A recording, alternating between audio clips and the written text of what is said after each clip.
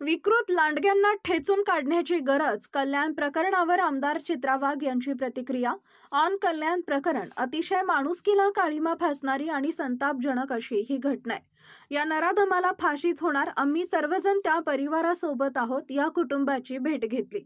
शक्य असतं तर त्या नराधमांचा चौरंग केला असता, पण ते शक्य नाही. त्यामुळे संविधानाच्या माध्यमातून त्यांचा करेक्ट कार्यक्रम करणार. राज्याचे मुख्यमंत्री देवाभाऊ घटनेवर लक्ष ठेवून आहेत. विकृत लांडग्यांना ठेचून काढण्याची गरज आहे. आम्ही पीडित कुटुंबासोबत आहोत.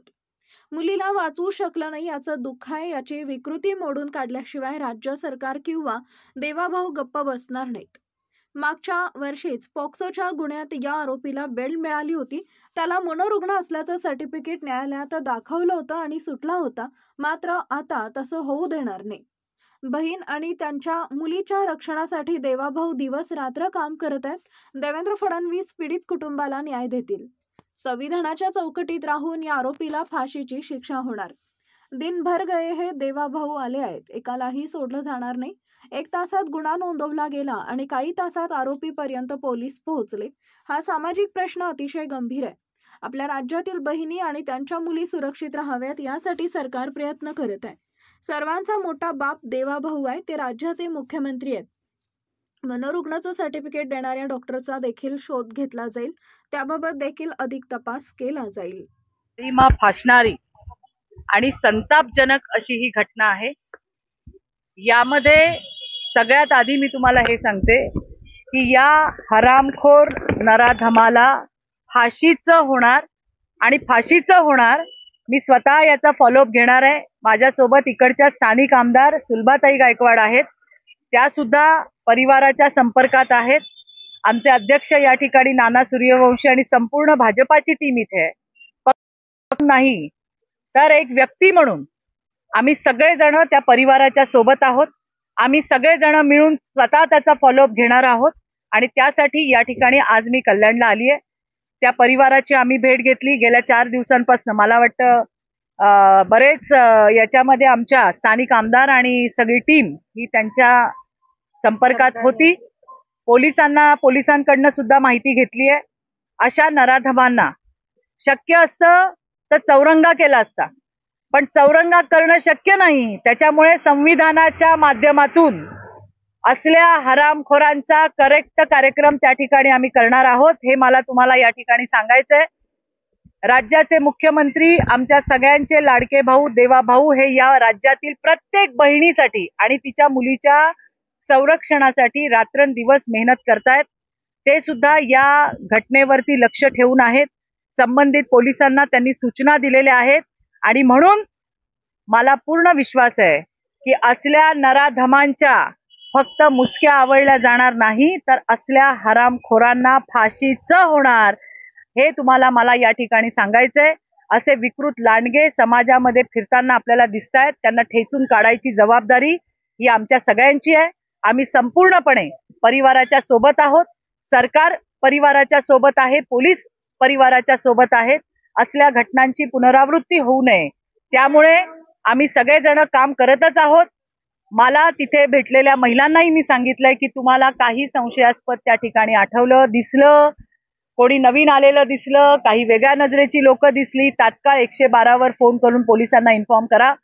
शेवटी आपल्यालाही त्यांना मदत करायची आहे. त्यांच्या माध्यमातून ही गुन्हेगारी आपल्याला मोडीत काढायची आहे. या सगळ्या लांडग्यांना ठेचून काढायचं काम हे येणाऱ्या दिवसामध्ये निश्चित होईल. मुलगी गेली त्याचं अतीव आम्हाला असं दुःख आहे की आम्ही त्या मुलीला वाचवू शकलो नाही.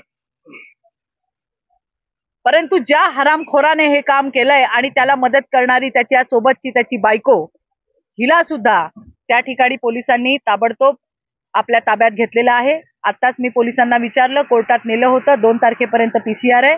पुन्हा एकदा विश्वासाने मी तुम्हाला सांगते की या हरामखोराला फाशीच होणार. यांची विकृती मोडून काढल्याशिवाय महाराष्ट्र सरकार, राज्याचे मुख्यमंत्री देवाभाऊ हे शांत बसणार नाही. हे मला त्या कायद्याची प्रभावी अंमलबजावणी व्हावी याच्यासाठी आमची सुद्धा आग्रही भूमिका ही पोलिसांकडे असते. मी आल्यावरच पोलिसांना विचारलं, गुन्हा किती वाजता दाखल झाला, किती वाजता पालक आले, ज्याच्यावरती नेहमी सगळ्यात पहिल्यांदा आक्षेप असतो. पोलिसांनी सगळी माहिती दिलेली आहे. तुमच्याकडे ती माहिती आहे म्हणून मी रिपीट करत नाही.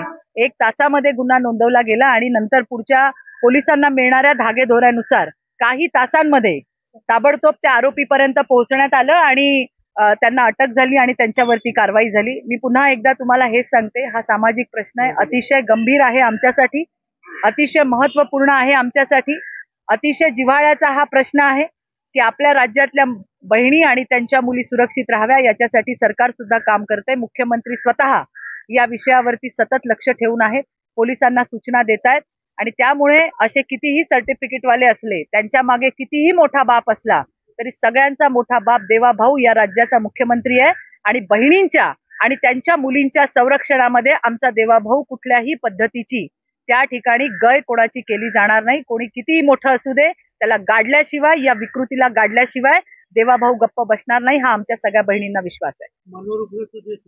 एक आई म्हणून जर मला विचाराल तर मी सांगेन आमच्या ताब्यात द्या, आम्ही त्याचा काय करायचं ते आम्ही करतो, कशा पद्धतीने त्याला हाल हाल करून त्याला आम्ही मारायचं ते आम्ही मारतो. एक आई म्हणून मी हे म्हणते. पण तुम्हालाही माहिती आहे की संविधानाची आपल्याला ज्या चौकट आहे त्या चौकटीमध्ये राहून आपल्याला कार्यवाही करावी लागते. बदलापूरच्या केसमध्ये त्या आरोपीने पोलिसांवरती हल्ला केला होता आणि म्हणून पोलिसांनी स्वतःच्या संरक्षणासाठी त्याला गोळ्या घातल्या होत्या.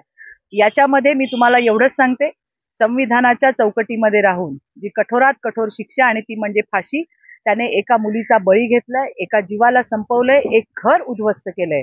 अशाला उद्ध्वस्त केल्याची शिक्षा ही त्या ठिकाणी मिळणार आणि ती शिक्षा म्हणजे फाशी आहे. चांगल्यात चांगले सरकारी वकील आम्ही त्या ठिकाणी देणार आहोत. आत्ताच नाना मला म्हणले की कल्याणमधल्या सगळ्या कोर्टचे सगळे जे वकील आहेत त्यांची सुद्धा ते बैठक घेणार आहेत, ते त्यांना जाऊन भेटणार आहेत आणि अशा पद्धतीने आपण मुलगी आणि तिच्या परिवाराला न्याय देण्याचा प्रयत्न करणार आहोत. पोलिसांकडनं ही माहिती घेतली की मागच्या वर्षीच पॉक्सोच्या गुन्ह्यामध्ये त्याला बेल मिळालाय आणि बहुतेक कुठलं तरी मनोरुग्णाचं सर्टिफिकेट त्याने त्यावेळेला कोर्टात प्रोड्यूस केलं अशी माहिती मिळते. परंतु तो विकृत आहे. बाहेर आल्यावरती त्याने जी विकृती केली आहे, त्याने एका मुलीचा जीव घेतलाय, एका मुलीचा बळी घेतलाय. त्याचा खोटेपणा हा लक्षात आलेला आहे कोर्टाच्या सुद्धा आणि पोलिसांच्या सुद्धा. या वेळेला त्याची कुठलीही अशी क्लुप्ती इथे चालणार नाही. या हरामखोराला फाशी होणार.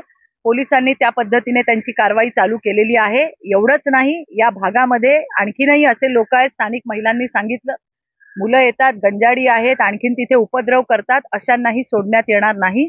सगळ्यांवरती कठोरात कठोर आम्ही कारवाई करू. मी तुम्हाला मी हे सांगू इच्छिते, राज्याचे मुख्यमंत्री देवेंद्र फडणवीस जी आहेत, ज्यांना तुम्ही सगळे चांगले ओळखता, कोणाचाही वशिला त्या ठिकाणी चालत नाही, किती पण मोठ्या नेत्याचा हात त्या ठिकाणी असू दे, देवेंद्रजी पीडित कुटुंबाला आणि समाजाला न्याय दिल्याशिवाय राहणार नाही. कोण किती पाठी आहे आणि कोण किती पुढे आहे हा त्यांच्या लेखी तर शब्दच नसतो. म्हणून मी मगाशी शब्द वापरला की या प्रकरणावरती आणि राज्यातल्या प्रत्येक बहीण आणि तिच्या मुलींच्या संरक्षणासाठी देवाभाऊ रात्रंदिवस काम करतोय. म्हणून या हरामखोरांच्या फक्त मुसक्या आवळल्या जाणार नाहीत, तर यांना फाशी होणार, हे तुम्हाला मी सांगते. भर गए है, जे गुन्हेगार आहेत त्यांचे देवाभाऊ आलेले आहेत. काळजी करण्याचं अजिबात काम नाही. पोलीस एकदम ऍक्शन मोडवरती आहेत आणि असे जितके पण कल्प्रिट्स आपल्याला त्या ठिकाणी दिसत आहेत, ज्यांचे रेकॉर्ड पोलिसांकडे आहे, एकाला सुद्धा सोडण्यात येणार नाही. येणाऱ्या दिवसामध्ये कल्याण पोलिसांची धडक मोहीम तुम्ही संपूर्ण शहरामध्ये बघाल. संदर्भामध्ये मुख्यमंत्र्यांशी आम्ही हा जो इथे जी घटना अर्थात पोलिसांनी तर दिलीच असेल, पण आम्ही सुद्धा आमच्याकडनं ही जी नोंद आहे ही आम्ही मुख्यमंत्र्यांपर्यंत नक्की पोहोचवू. देणाऱ्या डॉक्टरांचं काय जे अशा पद्धतीने तेच सांगतेय मी, आज आम्ही ते मुख्यमंत्र्यांपर्यंत पोहोचवू. कोणी सर्टिफिकेट दिलं, कुठल्या डॉक्टरने दिलं, असं अजून किती जणांना दिलं, या सगळ्याची छानबीन करण्याचं काम हे येणाऱ्या दिवसामध्ये होताना आपल्याला दिसेल.